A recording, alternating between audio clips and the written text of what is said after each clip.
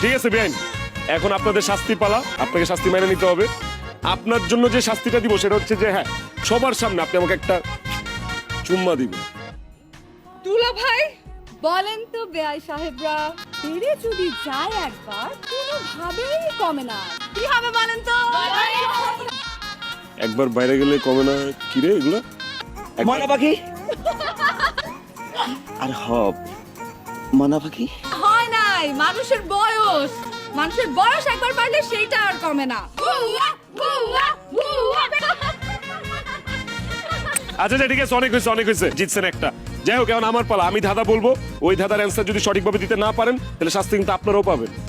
শোনেন ভালো করে, শুইতে গেলে দিতে হয়, না দিলে ক্ষতি হয়। কি সেটা?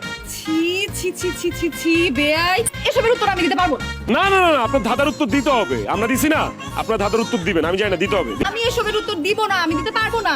পারবেন না নাকি উত্তর জানেন না কোনটা? না জানলে বলেন জানি না, হার মানেন। আমি বলবো না। শোনেন, দরজার খিল শোয়ার আগে দরজার খিল দিতে হয়। যদি খিল না দেন তাহলে দেখুন কাইচা কুইচা সব চুরি করে নিয়ে যাবে সব।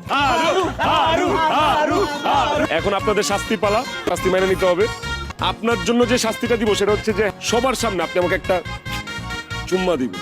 দেখছেন আপনি, আপনার ভাই আমাকে কি সব করতে বলতেছে? হ্যাঁ বলতেছে, এটা কোন ধরনের শাস্তি? আমি ওনাকে কেন চুমা দিব? উনি আমার কি হয়?